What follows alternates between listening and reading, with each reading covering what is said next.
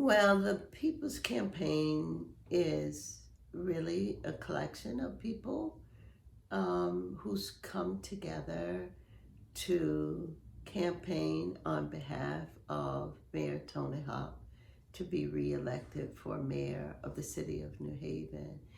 It's an idea that came about after the primary when Mayor Harp lost, and she lost in a significant amount. And a group of people got together, and we were just discussing how disappointing it was, and the fact that there was no money to lodge a new campaign against her opponent, who had raised in excess of $300,000. And she had not gotten any money from the Democratic Fund, so she didn't have any money, and she was relying upon people in the community to raise money. So from the very beginning, she didn't have any money because she took that position. And so that means that we didn't have any money either. And I just had a revelation. Why don't we do a people's campaign? And I didn't think that it would move forward. I liked the idea myself, but I didn't think that other people would catch on to it. And so people started saying, yeah, you're right. We don't need money. We need people. And so with that, we ended up with hundreds of people. Alex put it on Facebook, and he's just been extraordinary about promoting it and moving it forward. And so here we are today, a people's campaign of more than, I would say, 200 people. And so that's what this is. And I think it's a really good idea because I'm not much of a I'm not a political person at all, really. But I know one thing. I don't like the way that the system really works. It seems unfair and kind of convoluted. Like you support someone that you think is the best candidate, and then when something happened in the process, all of a sudden you kick them to the curb, and this is no longer the person that you support. Something just seems really out of sync with that concept. So I really felt that if we had a people's campaign that was made up of the people, and that the people agreed and they supported a campaign, that's the way the process is supposed to be. It's supposed to be about the people having a choice of who they want to represent them. And we didn't seem to think that we could have it within the confinement of the Democratic and the Republican Party, that there should be a People's Party. And so we got registered, and we are a PAC now. And not that we wanted to be a part of the regular system, but we are a party, and I feel really good about it because we feel some ownership to this. We feel some ownership to the process. And that's the way that it should be. That's the way a democratic system should work. It should not be a system where a group of people decide this is the candidate we should have, and we're going to support this candidate for this particular reason, and that's it. That's not right for me. And so I don't like it, and I decided we should do something about it. The people should do something. And so the People's Campaign is a collection of all the people who want to be a part of this process. It was not just a moment in time when I felt that Elliger were really running his campaign in a manner in which it was not reflective of the character of what I perceived a mayor as having. And I was really grieved by that process, not just for Toni, but for our children, our grandchildren, for the people of this city. You know, I'm all about people winning. May the best person win. May the person win who put forth their best effort and they do the right thing. But if you have to win by scandalizing people and putting people down and doing things that reaches the level of inhumanity, indecency, I have a problem with that.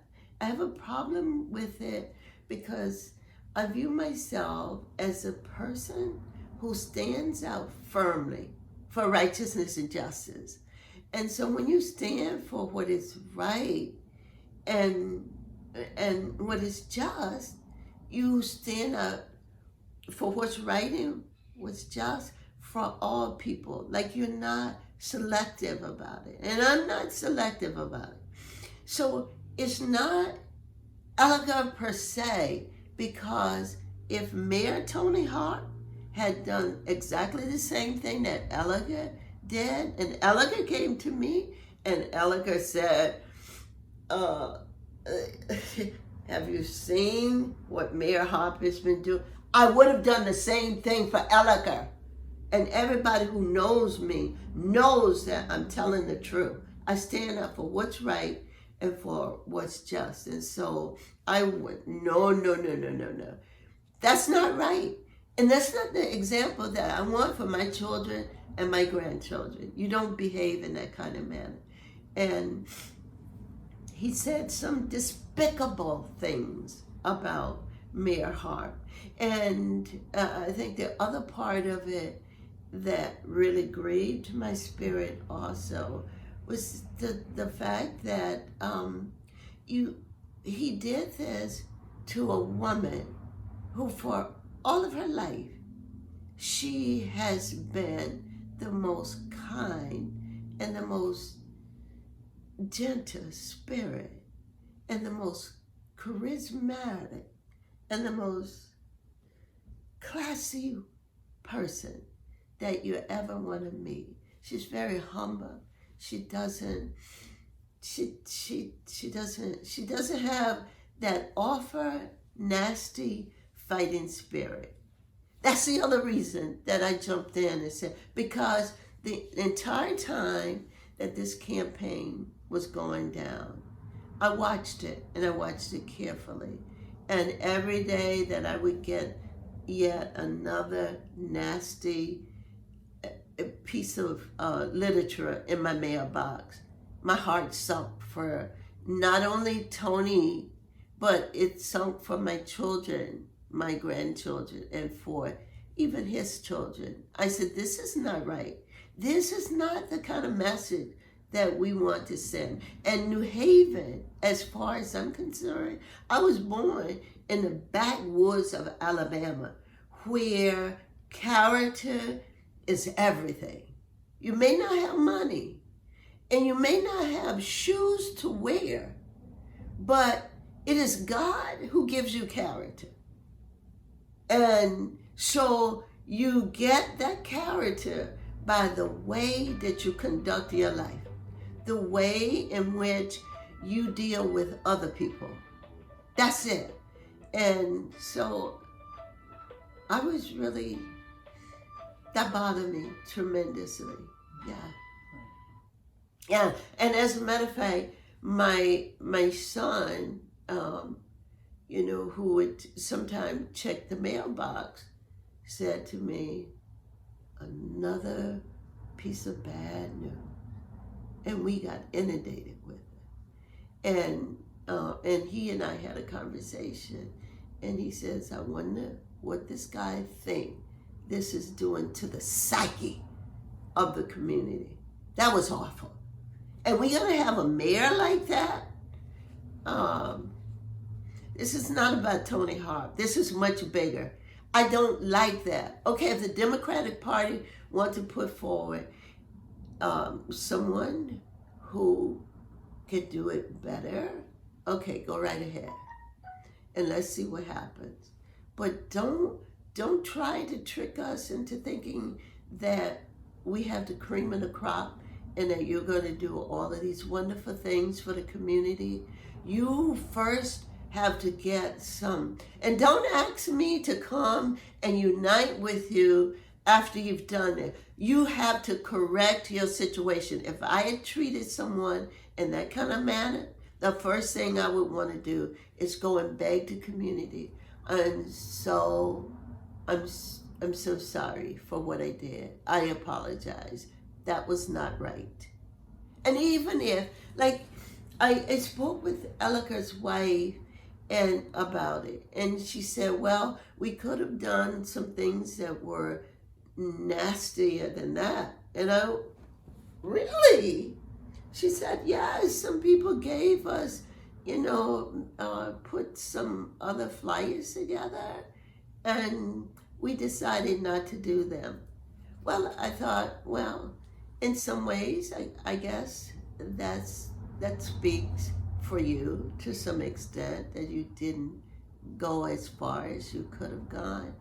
But it doesn't say very much for me. You should be saying that, listen, I would like to be the mayor of this city. And here, I come forward with the best that I've got. And I want you to see the best that I have. I want you to see what I can offer to the city. Not that I'll take it over and I'll do it by any means necessary. So if it means that I have to scandalize someone and put out a lot of bad things about them, make them look horrific, that's what I'm going to do. No. But in particular, now that you asked, and I have a collection of them because I kept it for the history. I have it in my documents, and I made sure that other people whom I love and respect, collected some of the same ones for their record, because I think that we tend not to keep a record of these things. When I go back and I say to you that in 40 or 50 years that I have never seen or heard of a mayor that went that low blow ever to become the mayor of this city. And then this city is not accustomed to that kind of tactic and that kind of behavior. And lots of people have ran. And, but I've never seen it this grimy ever. And, we don't like it. The one piece that I like, it portrayed, I don't know what was the point, but here's Toni Harp. She's at a radio station and she's like this, pointing, and then on the other side of it, there is some, I believe on that flyer, they all sort of merged together for me now, but there's this thing about lead poisoning. I think it said something about her poisoning our children or something like that. Let me tell you something. Lead poisoning was a problem when I came here to go to undergraduate school at Alberta's, and that was more than 30 years ago. All right? And people were talking about it then. And I was concerned about it then for my children. And under the previous administration, I have a friend who now lives on Exchange Street. And she came to me 16 years ago and told me that she had moved here from North Carolina with her family. and she had 3 children.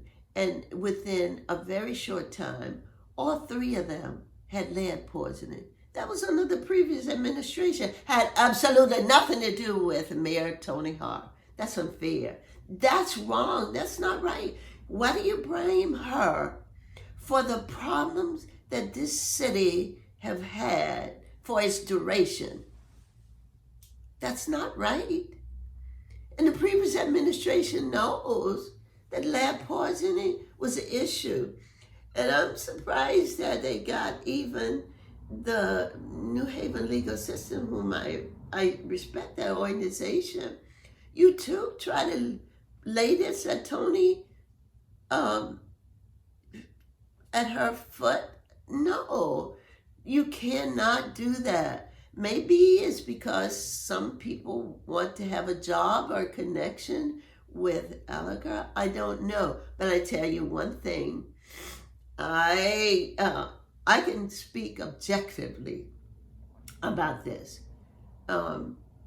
It was pretty bad. And then to put across that she has a corruption. What? That she runs a corrupt operation. And then it talks about, what about the fact that she's had steak dinners and we don't have a copy of the tips or whatever for a steak dinner? Why you belittle the mayor like that? A freaking steak dinner? And come on, you're reaching so far to find some muck and some mud to sling that you stoop to the level of, making us seem like we're a bunch of nitwits and thinking people are not concerned about that, Mr. Gallagher. We're concerned about, what is happening to our children. And if you're African American in the city, under the previous administration, let me tell you, there were, and I didn't count it, but I know there was in excess of 25 to 30 African American men who was shot down in the city. I believe it was around 2011 or something like that. That's concerning for me. I care very much about that. I don't care if the mayor took someone out. I mean, don't be spending taxpayer dollars on a steak dinner. But I'm sure if the mayor wanted to buy someone a steak dinner, for crying out loud, she had enough money to buy a steak dinner. And don't belittle the community into thinking that this is so important to us when there's so many other major issues going on. Mr. Gallagher, why don't you tell us what's your qualification to be a mayor? What is your experience? What do you bring to this city that we do not already have? And what can you bring that is so much better than what we already have? When you start talking to intelligent people and having that kind of conversation, I'm interested. You can do it better. You have a better plan. But when you come with the low-life, scummy, garbage, nonsense, and by the way, I don't know who called whom about the investigation, because that's another issue I was concerned about. Well, an investigation is exactly what it is. It's an investigation. It is not. You have not been prosecuted. You're not guilty, and I'm sure Mr. Gallagher knows that. But the way that it came across is that there's corruption and there are all of these things that's happening, and that is not an investigation. You have been tried and you are guilty. That's not right. The number of people that overdosed on the green, give me a break. People are overdosing all across the country. I'd like to know, what is Mr. Gallagher's plan to prohibit people from getting high? If people been getting high and overdosing in this country for as long as I can remember. And certainly, Mr. Gallagher, after the 60s, there was so much drugs in every single municipality that it was pathetic. And I have never, ever in my lifetime heard of any mayor being accused of being responsible for the overdose. That was wrong. How can you do this to this woman? And I would suspect, I really stumble to say this. I would suspect that it's desperation to win by any means necessary. But I think there's this element of race that is there. Racism and sexism and classism also. Because he would be hard pressed to convince me that had a white woman or a white male sitting in the exact same position that Mayor Harp is sitting in, and Gallagher was a white mayor, as he is, or a black mayor, and you did I don't think that would happen in the United States of America.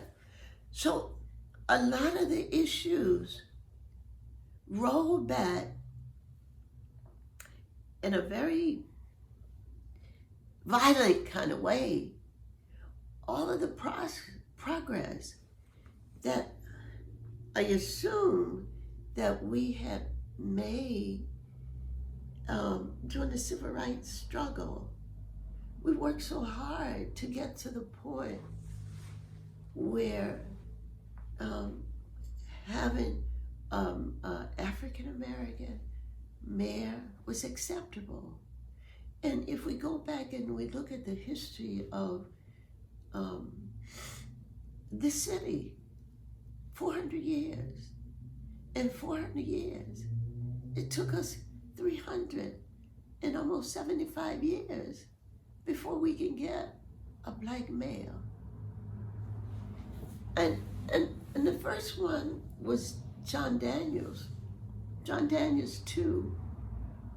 And it brings me to tears, really, because John Daniels was the first black mayor to be the mayor of the city. And he was so criticized, and he was so micromanaged that I was good friends with his wife, and he was so delighted to get out of that office. We used to make jokes about it, that he flew out of that office. Never, ever again. And prior to that, he had the greatest reputation in his community. He was smart, he was educated, he was a businessman. He had sat on the board of alders. No, he had gone up to Hartford. He was a legislator. He was someone to be reckoned with in his community. But they scandalized him so bad that he started to get sick, and he never bounced back. I think they killed him. He did not take it very well. And I said, for Toni, not on my watch. You would not do this to her. Not again. Because I remember John Daniels. And then Toni comes along. She is the 50th mayor for this city. Her credentials are impeccable. Go back, just go back, challenge me on it, and find one mayor whose credentials is, even with her credentials, don't worry about finding someone whose credentials is above, far beyond her. I don't want you to try to reach that standard.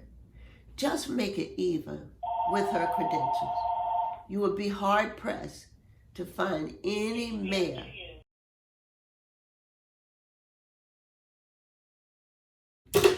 put that off. And so if we can find a mayor, and all of these mayors, with the exception of the one that I called for you, a black man, John Daniels. And I'm just tired of people thinking that we are not thinking people, that we are stupid, that we don't understand, that we don't see the bigger picture, that we don't live in America, that we don't know that one of the reasons that we are in the predicament that we are in is because of something that we are very much afraid to talk about. But we need to have that conversation about race. And if we don't talk about race relation in this country, which has gotten worse than it was before the civil rights movement, because anytime that Mr. Elliker feels that it's okay to do what he did and think that it's okay and that we can get away with it and no one is going to challenge him on it, that says to me that we rolled back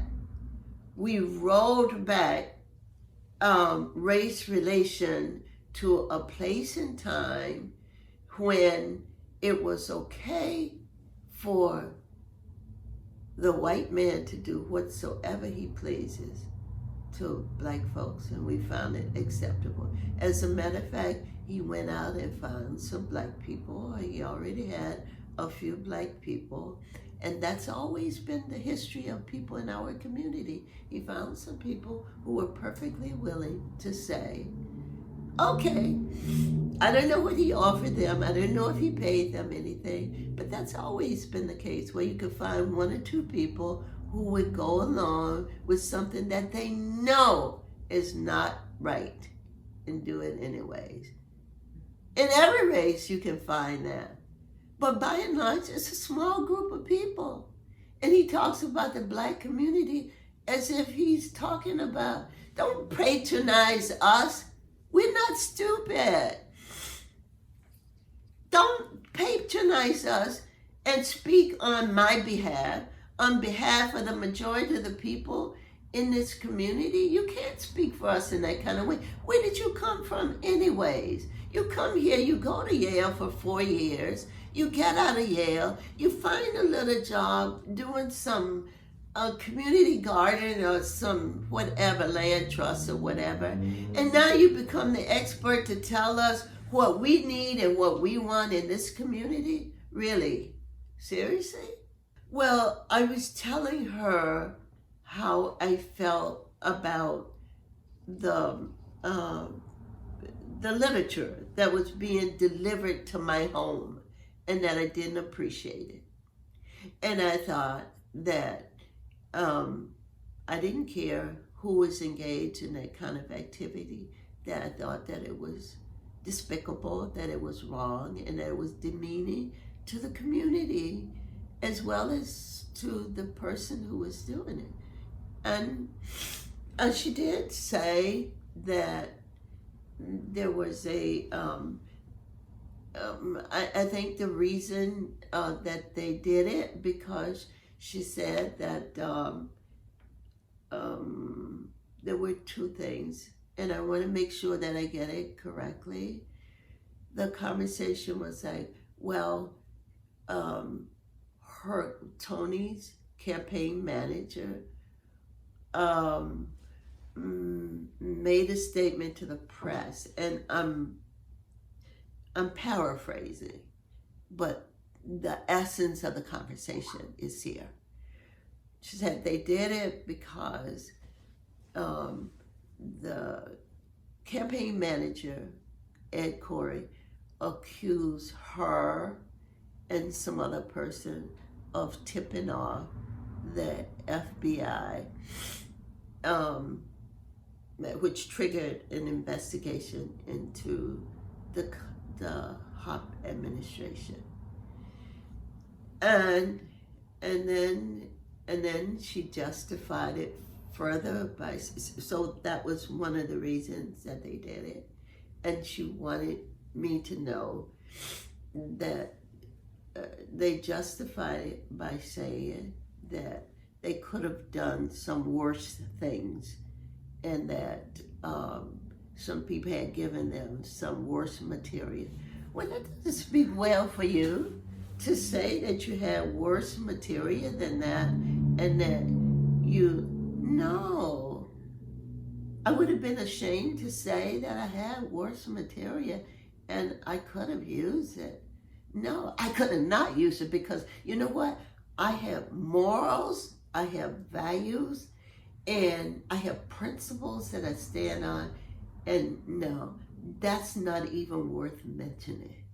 That's the kind of person that I would hope to be the mayor of this city. Quite frankly, people don't know whether it was a fair campaign. I would say that beyond, I observed some things at the polls myself that I thought was not right and that were illegal. I saw people going into the polling place wearing elegant shirts, and I could prove this. I never said a word about it, but now that you make this point, and I don't want to tell you, I don't want to say anything about a person that I saw, as a matter of fact, with my own eyes, who was wearing an elegant shirt, who walked someone down to the door of the polling place. That disturbed me. So I know that there was some unfairness. I saw the way that the signs were, like sending subliminal messages with posting, like Yale support Elliker. So every place where you saw a Yale sign, they were strategically posted between an Elliker sign or on the outside of it. And you know, some of us are smart enough to see the subliminal suggestion with that. And some of us are smart enough to observe what happened at the polling place to say, okay, we're not gonna go out and talk about things that we know was illegal. And maybe I should say it, but I'm not. I saw this with my own eyes, okay? And when we're off this tape, I'm going to tell you about it. I saw some things very wrong, and I won't mention it because I think it would really hurt people. And I don't want to do that. And I'm not, I would not stoop to hurt someone, even in the process of trying to resuscitate, you know, what we had started to lose because of the lies that were put out there about Mayor Harp. And for me, again, it's the People's Campaign. If people want to see us as sore losers, so be it. I'll be a sore loser. Anytime I stand up for righteousness and justice, if you think it's a sore loser, go right ahead. I'll be a sore loser. I want to be one. And the God that I know and serve, I think he would say, well done, a faithful servant. Yeah, I'll be a sore loser. Okay, good. I wish we had more sore losers who would stand up for what they believe to be right. And don't get behind, and I tell people when I talk to them, don't get behind the closed doors and whispering, and then you can't say it up front. Because I think that's a part of the problem with the race relation problem. Some of the people that I love the most, who happen to be white people, I've said to them that race is a problem and we need to talk about it. It doesn't go away because we say that it's gone. You know, privileged people walk into this community, privileged white people walk into this community and just assume that they have the right to do whatsoever they please. And it's going to be all right. Listen, there is no way under the sun that any black man can walk into a predominantly white community and put out that kind of information about a white woman who's a mayor, or a white man for that matter, and then walk away and there's no repercussion to that. That is okay. Don't tell me that's not about race. Don't tell me. Because if it's not, God didn't give me the right brain, because I'm thinking something that I shouldn't be thinking. And no, I don't think I'm wrong. That's about race for me. And it's about race when you put out this kind of material that is so divided our community. A part of what I'm doing, maybe it's a favor for Elegor, because I'm trying to bring back the community, the black community especially, that has been chiseled away by the material. People saying, well, what about all of that stuff that Elegor said about her? What about these things? They're allegations. Prove it, Elegor. Bring your proof. That's all I say. Where is your proof? Bring it so I can take it to the people. And when he brings his proof, I would go and stand at the front of the line on the steps of the city hall and say, well, here's the proof that Toni Harp runs a corrupt city hall. And she stole money. Gee, I'm grieved by that. Bring your proof. And until you bring your proof, don't talk to me and the people in my community as if we a bunch of dizzy people with no brains. So look at this situation. And although, let me tell you something, although many people are not speaking up and saying anything, they are grieved by it. They are. They're very hurt by it. And Mr. Elegor, I say this to you. We've come a long ways from slavery. We've gone through the Depression. We have gone through the revolution. We've gone through not being allowed to even serve our country, not even in the army. We've trailblazed through the civil rights movement, and we've worked hard so we could be in the same room with other people. We didn't ask to come to this country. We didn't come here on the Mayflower. We were forced here, and since we are here, we were born here like anyone else, and we should have the same right as any of God's children. We should all have the same right, not based on the color of your skin, but because of the nature of your character, and because you are a human being just like everyone else. We all should have that right. And nobody should have the right to treat us in such an oppressive kind of way that cause us to lose whatever gains that we think that we have made over these so many years. I'm very sad of what happened. And I'm sad that some of that material caused a pushback between the white and the so-called black community. And it did. And let me say this too. If it was not about race in some sense, I understand that the 2013 election, that white people, by and large, voted for Gallagher then. And in 2019, they, by and large, voted for Gallagher again. What is that about? I don't know. Tell me, what is it about? And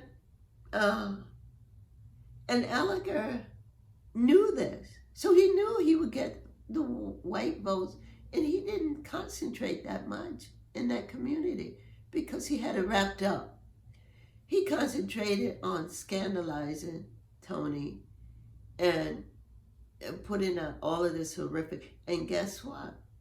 He did two things. Two things happened with that.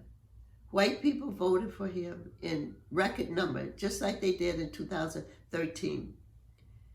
And the black people who ordinarily would have come out and voted for Toni, they had so much garbage that they stayed at home.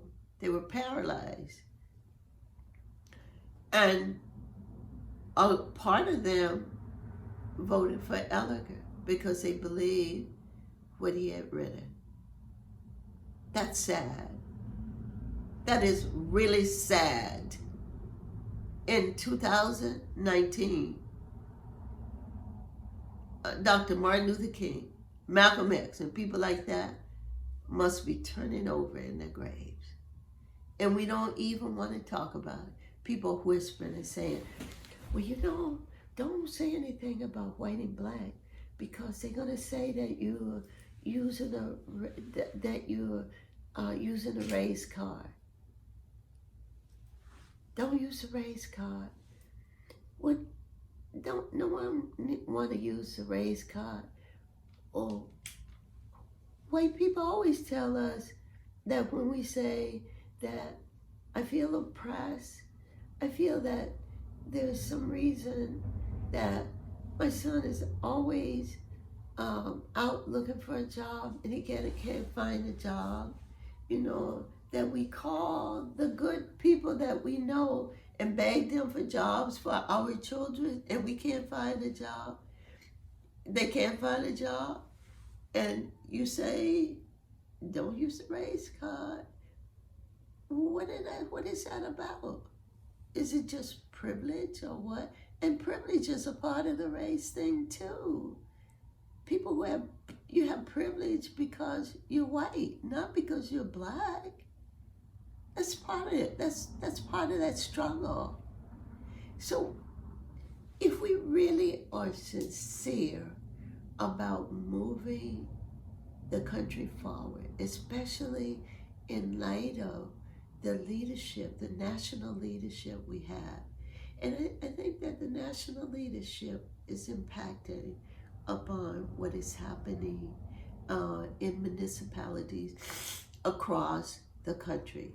Because across the country now, I see where that despite the fact that the white community is only, what is it, about 31 or 30, it's not more than 35% of the population in some of these in some of these larger cities. And the majority of the people are not white men, but they're running and controlling all of these municipalities. And I read an article 2 weeks ago that white men are taking the reign of leadership in every minority community, major community, and all 8 of them, with the exception of one where there's a white woman in charge. And so we have a wonderful mayor here who's very competent, capable, and able. Why are we going to get rid of her? She says she only wanted 2 more years. You can't wait and let her finish 2 more years. You think that we're all going to be lead poisoned by her? And you accuse her of killing 300 children already and causing a drug overdose of 100 people on the New Haven Green. Give me a break.